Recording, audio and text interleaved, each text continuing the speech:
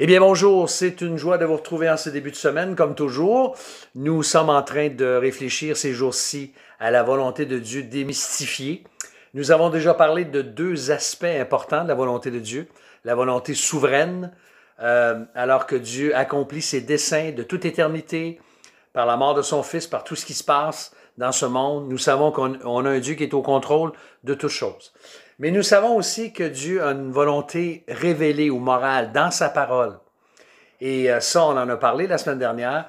Mais ce à quoi je vais attirer votre attention aujourd'hui, c'est la volonté spécifique ou individuelle pour chacun d'entre nous. Et la question se pose, est-ce que l'Écriture nous enseigne que Dieu a réellement un plan précis pour chacun de nous? Hein? Dieu t'aime et il a un plan précis pour ta vie. Moi, j'ai entendu l'Évangile avec une phrase comme celle-là. Est-ce que les plans de Dieu sont cachés?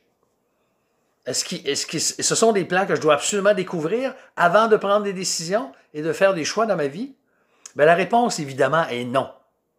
Il est évident que Dieu a un plan souverain pour nous, qu'il fait concourir toutes choses à notre bien.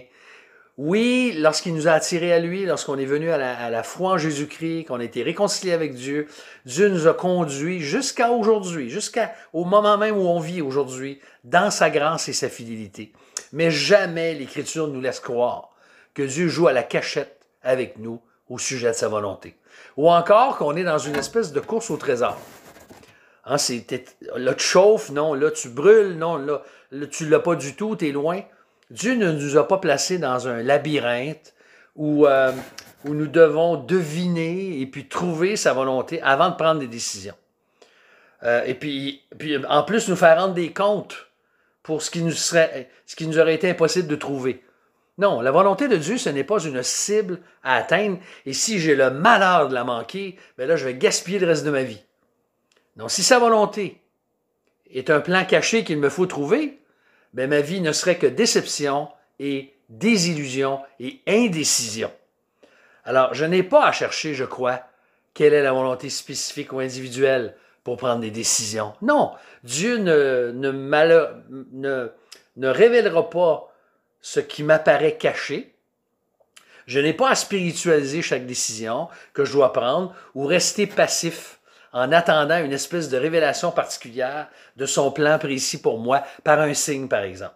Donc, Dieu nous a donné sa parole, chers amis, une intelligence, de la sagesse, des personnes mûres autour de nous. Il nous a donné des capacités de planifier et de choisir. Nous avons des gens qui sont mûrs autour de nous et qui peuvent nous aider dans les grandes décisions. Alors, si tu dois connaître l'avenir avant d'agir, comme plusieurs le prétendent, bien, ça commence à ressembler à un genre d'horoscope chrétien.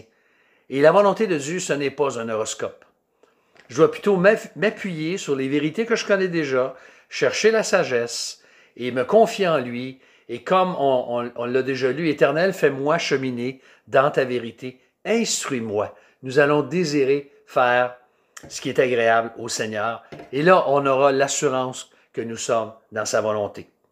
Alors, lors de notre prochaine capsule, nous allons regarder comment ceci se manifeste dans des aspects pratiques, autant pour le choix de carrière que le choix d'un conjoint, que les décisions importantes de la vie, comment on peut utiliser ces principes de base pour les mettre en pratique.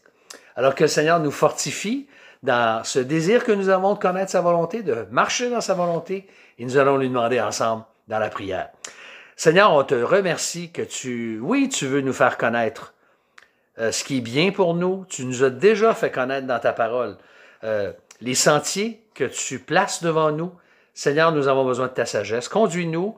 Je te prie pour tous ceux et celles aujourd'hui qui ont de la difficulté en ce moment à discerner ta volonté. Puisses-tu leur accorder ta grâce et ta paix. C'est ma prière. Au nom de Jésus. Amen. Alors, je vous souhaite une bonne semaine. On va se retrouver un peu plus tard pour la suite.